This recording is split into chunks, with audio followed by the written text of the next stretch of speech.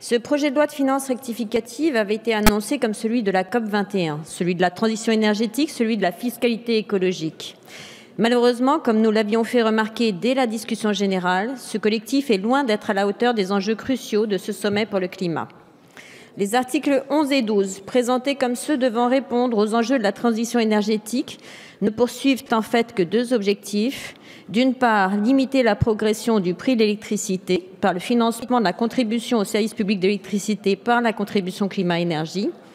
Et d'autre part, trouver des débouchés à la production agricole au travers d'un encouragement fiscal aux carburants E10 contenant des agrocarburants. À cette déception pour les écologistes s'est ajoutée la minoration des montants remboursés au titre de l'indemnité kilométrique vélo, une mesure pourtant votée dans le cadre de la loi de transition énergétique, et plus largement le refus du gouvernement d'avancer sur le sujet des transports. Je pense notamment aux mesures que nous vous avons proposées et que vous n'avez pas soutenues pour limiter le trafic des poids lourds, de plus en plus nombreux sur nos routes, mais de plus en plus épargnés par la fiscalité. Puisqu'étonnamment, la contribution climat-énergie appliquée aux ménages ne s'applique pas aux poids lourds. Les ambitions d'une politique nationale de report modal, portée à l'époque par le Grenelle de l'environnement, semblent pour l'instant abandonnées. Et pourtant, notre pays n'a jamais eu autant besoin de développer les modes de transport alternatifs à la route pour les passagers comme pour les marchandises. Transport collectif, fret ferroviaire, transport fluvial, circulation douce sont l'avenir des transports et notre fiscalité doit leur donner priorité. On notera toutefois les aspects positifs de ce PLFR. La progression de la contribution climat-énergie, fixée à 30,50 € en 2017, conformément à la trajectoire définie par la loi de transition énergétique, et la création du compte d'affectation spéciale transition énergétique. Si celui-ci n'est pour l'instant qu'une manière de faire financer la contribution au service public de l'électricité par les autres énergies via la contribution climat-énergie, c'est un outil qui peut être utile à l'avenir pour mettre en œuvre la transition énergétique.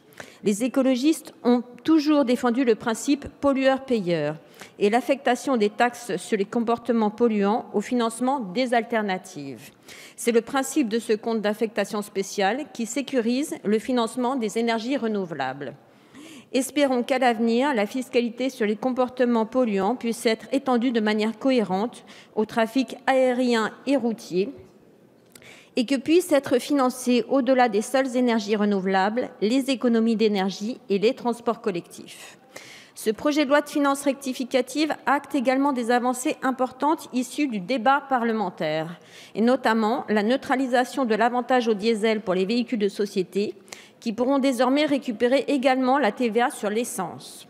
Et surtout, la publicité du reporting pays par pays des grandes entreprises qui seront, à partir de 40 millions d'euros de chiffre d'affaires, conduites à publier leur chiffre d'affaires effectif, bénéfices et impôts payés, pays par pays, y compris donc dans les paradis fiscaux. C'est une avancée majeure pour la lutte contre l'évasion fiscale et l'optimisation fiscale agressive de certaines entreprises qui font tout aujourd'hui pour échapper à l'impôt et refusent ainsi de contribuer à l'effort public. Ce sont des avancées, mais elles apparaissent bien fragiles et incertaines, à l'heure où nous devons, comme le disait notre collègue Jean-Noël Carpentier, faire mieux et plus vite contre les fractures sociales qui gangrènent notre société. Force est de constater que ce collectif budgétaire n'est à la hauteur ni des enjeux sociaux ni des enjeux écologiques qui sont devant nous. Le groupe écolo partagera donc aujourd'hui son vote sur ce projet de loi de finances rectificative entre le pour et l'abstention. Je vous remercie.